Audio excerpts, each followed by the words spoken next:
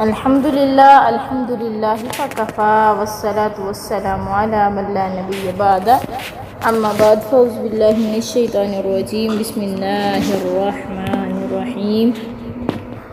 آج ہم پڑھیں گے حدیث نمبر 9۔ چلیں حدیث کا آغاز کرتے ہیں۔ آج کی حدیث ہماری ہے شریعت کے احکام پر عمل حسب استطاعت ہوگا، کہ شریعت کے احکام پر عمل حسب استطاعت ہوگا۔ عن ابی ہریرہ عبد الرحمن بن مزر رضی اللہ تعالی عنہ قال، حضرت ابو ہریرہ عبد الرحمن بن مزر نے عبد الرحمن بن صخر سے روایت ہے کہ سمعت رسول اللہ صلی اللہ علیہ وسلم یقول، میں نے سنا نبی صلی اللہ علیہ وسلم سے کہ آپ صلی اللہ علیہ وسلم فرما رہے تھے کہ ما نہیتکم عنہ فاجتنبوہ،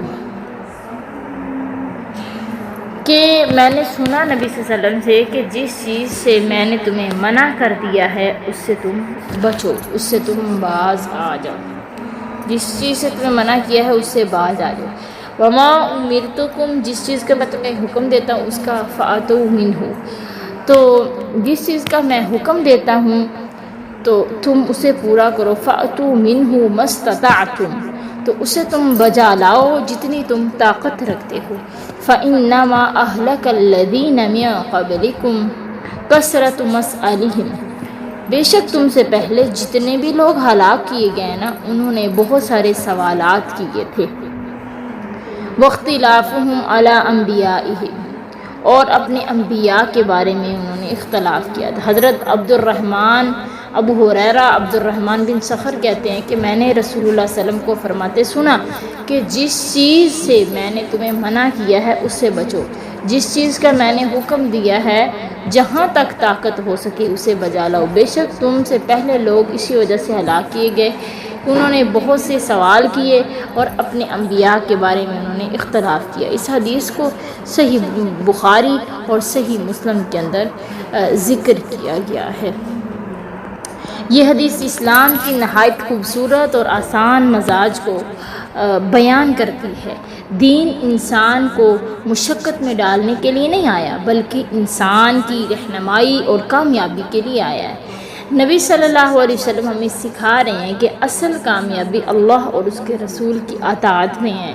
جو چیز منع کر دی گئی ہو اس سے مکمل طور پر بچنا ضروری ہے، اور جس نیکی کا حکم دیا گیا ہو اسے اپنی طاقت اور استطاعت کے مطابق انجام دینا چاہیے، اور جس چیز سے منع کیا گیا ہو اس سے رک جانے کا حکم دیا گیا ہے۔ غور کیجیے کہ نبی صلی اللہ علیہ وسلم نے حرام چیزوں کے بارے میں استطاعت کی شرط نہیں لگائی بلکہ فرمایا اس سے رک جاؤ، کیونکہ گناہ سے بچنا انسان کے اختیار میں ہوتا ہے، جیسے کہ جھوٹ، غیبت، حسد، بدگمانی، سود، دھوکہ، حرام کمائی، ان سب سے مکمل اجتناب مطلوب ہے۔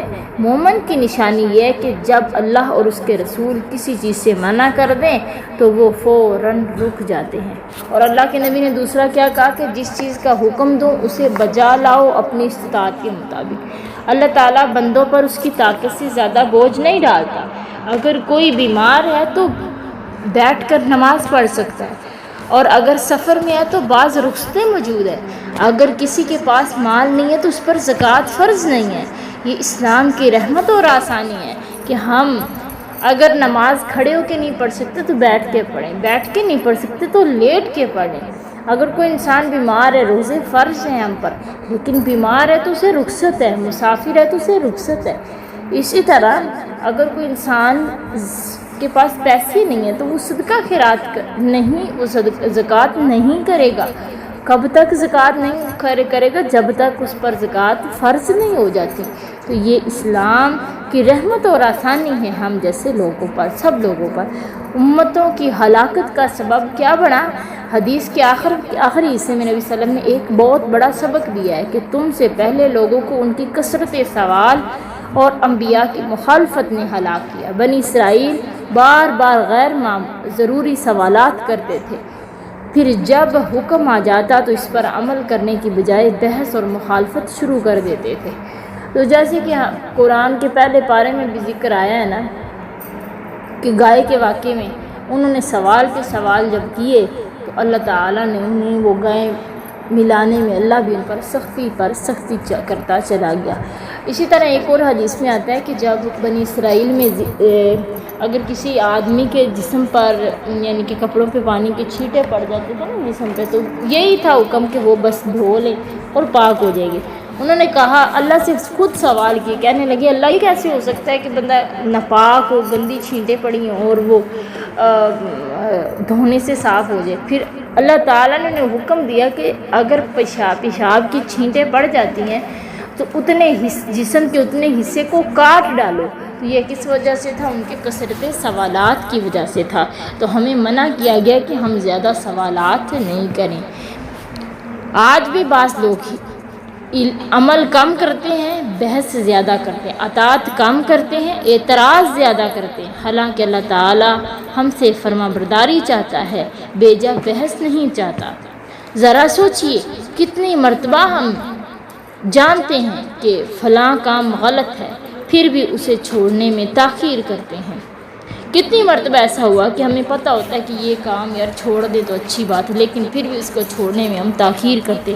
کتنی مرتبہ ہم نیکی کا ارادہ کرتے لیکن کہتے ہیں کہ ابھی وقت نہیں آیا، ہم کہتے ہیں کل کر لیں گے۔ تو دیکھیے ہم ضائع کر دیتے ہیں نیکی کے موقع کو، اور برائی کے مواقع کو ہم سوچتے ہیں یار یہ غلط میں کریں، پھر بھی ہم اسے نہیں چھوڑتے۔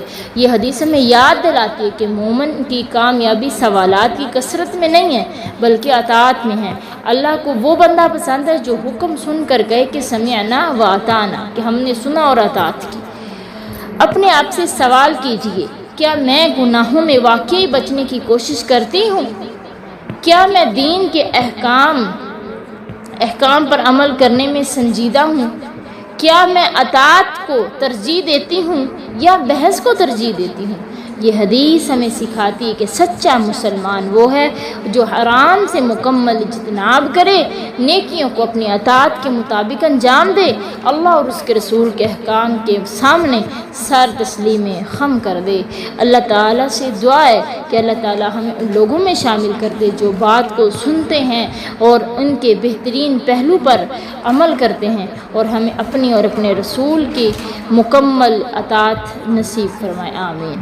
نجات علم کی کثرت میں نہیں ہے بلکہ معلوم حق پر عمل کرنے میں ہی نجات ہے، کہ جو حق ہمیں معلوم ہو جائے اس پر ہم عمل کرنا شروع کر دیں، اسی میں ہماری نجات ہے۔ اسے دوسروں کے ساتھ لازمی شیئر کریں اور عمل کرنے کی ضرور کوشش کریں۔ جو بھی آپ کو بہترین اس میں سے لگا ہے یا جو بھی آپ نے اس میں سیکھا ہے تو اس کے کومنٹ میں ضرور کچھ نہ کچھ لکھیں تاکہ لیکچر سماعت کرنے والے یا دیکھنے والے اس سے متاثر ہو کر آپ کے کومنٹ سے متاثر ہو کے مکمل لیکچر سنیں۔ شاید کہ ہماری اس نیکی کی وجہ سے کوئی غلط راستے سے چلنے والا، کوئی بھٹکا ہوا انسان صراط مستقیم پہ آ جائے۔